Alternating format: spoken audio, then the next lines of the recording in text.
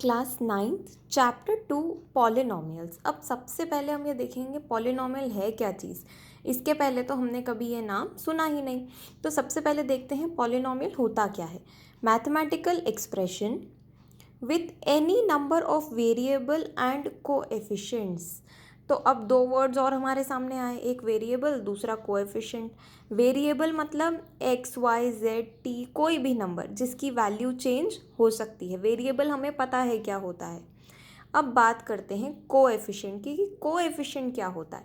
Suppose अगर मैंने लिखा 2x², तो यहाँ पे x² तो क्या हो गया, वेरिएबल x हो गया। वेरिएबल x के साथ जो नंबर है 2, तो 2 क्या हो गया उसका कोएफिशिएंट। अब अगर मैंने लिखा 3y, तो y तो हो गया वेरिएबल और 3 क्या हो गया उसका कोएफिशिएंट। तो हमें ये पता चल गया कि पॉलिनॉमियल एक ऐसा मैथमेटिकल एक्सप्रेशन है जिसमें कितने भी वेरिएबल हो सकते हैं और उनके कोएफिशिएंट्स हो सकते हैं।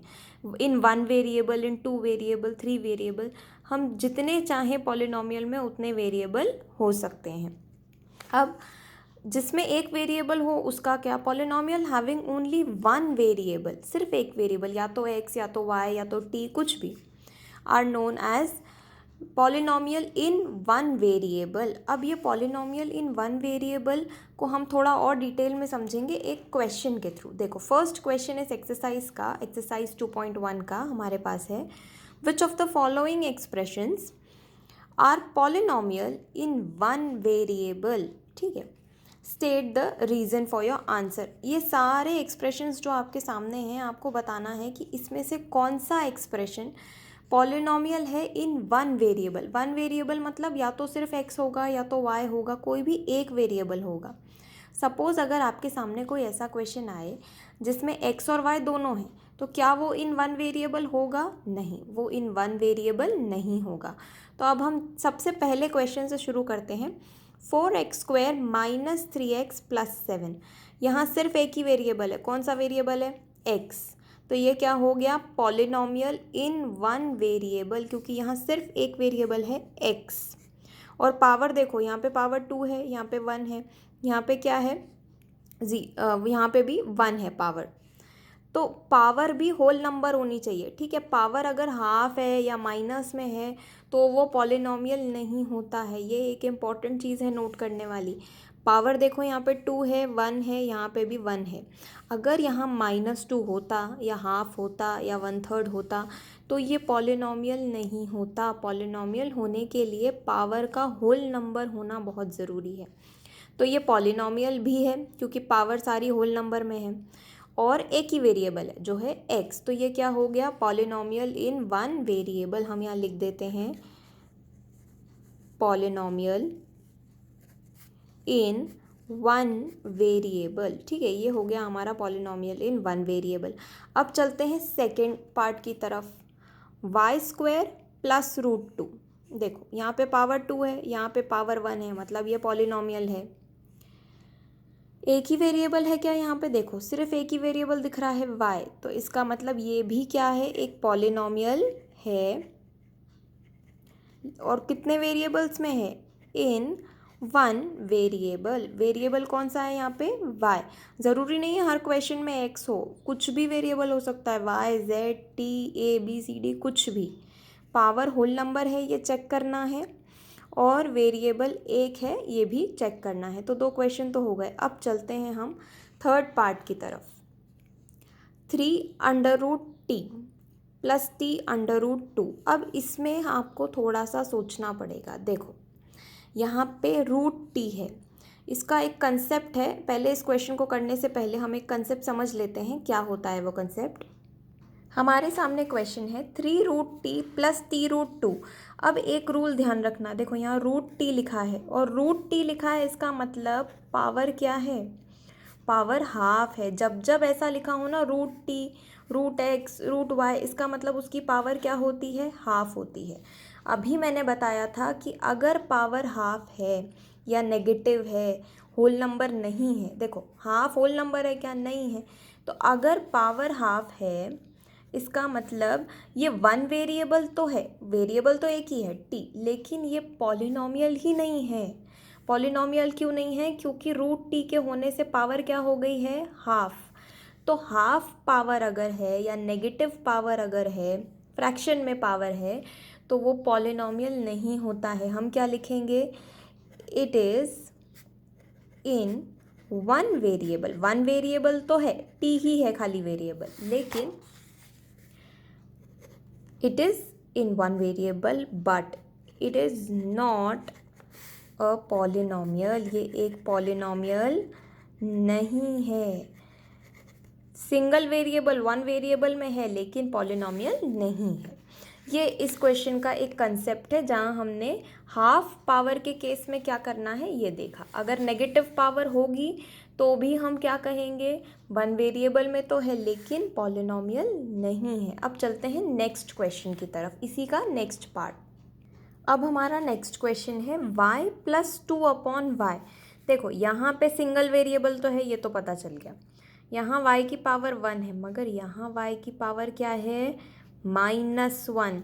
याद करो फर्स्ट चैप्टर की जब आखिरी एक्सरसाइज थी तब मैंने कहा था कि अगर पावर नेगेटिव होती है तो हम रेसिप्रोकल कर देते हैं। तो यहाँ पे y का रेसिप्रोकल हुआ है, इसका मतलब y की पावर क्या थी? नेगेटिव थी। क्या बोला था मैंने? अगर पावर होल नंबर है और सिंगल वेरिएबल में है तो वो पॉलिनॉमियल है।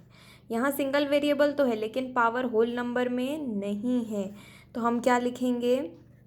It is in one variable. One variable कौन सा? y, ठीक है। It is in one variable but not a polynomial. ये एक पॉलिनॉमियल नहीं है। रीज़न क्या है?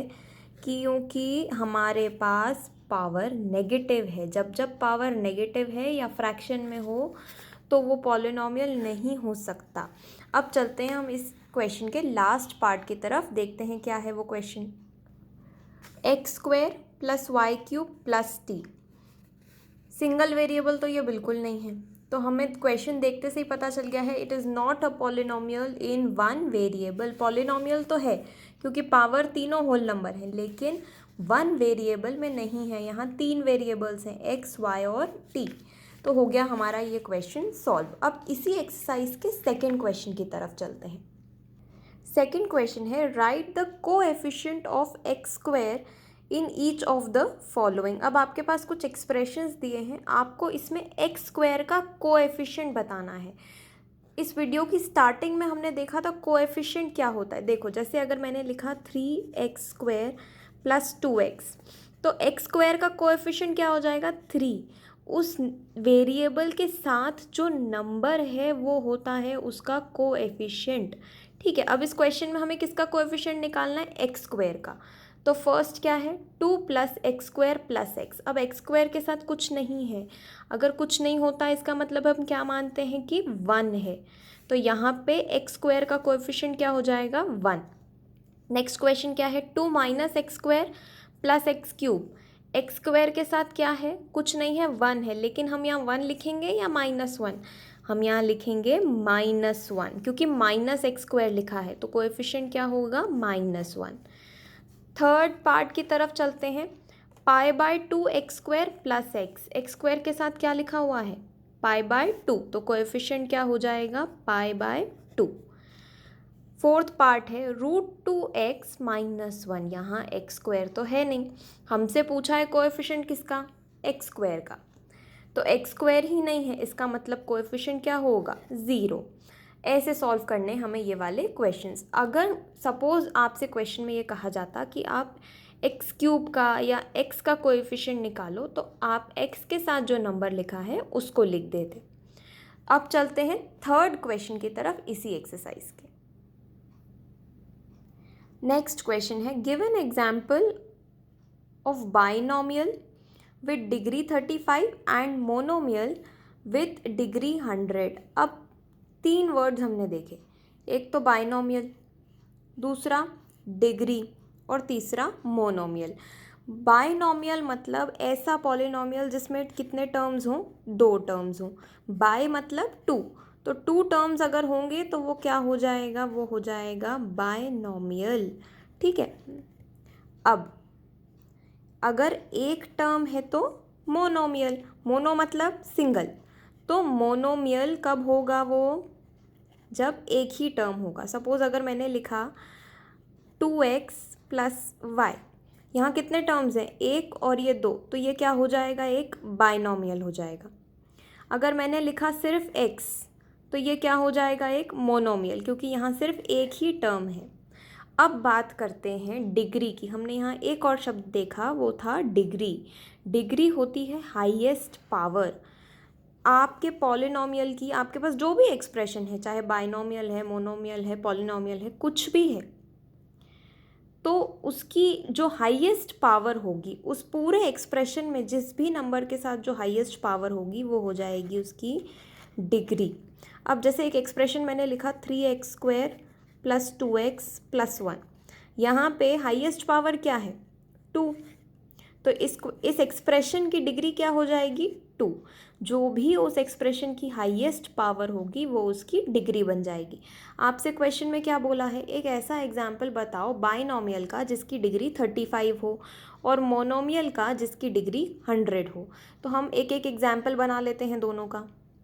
हमने यहाँ बाइनोमियल बनाया है 2x⁵ प्लस x। देखो यहाँ दो टर्म्स हैं और हाईएस्ट पावर है 35। अब मोनोमियल की बात करें तो सिंगल टर्म होना चाहिए, तो हमने ले लिया y और पावर में 100, क्योंकि डिग्री बोली थी 100, तो हाईएस्ट पावर क्या होगी, 100।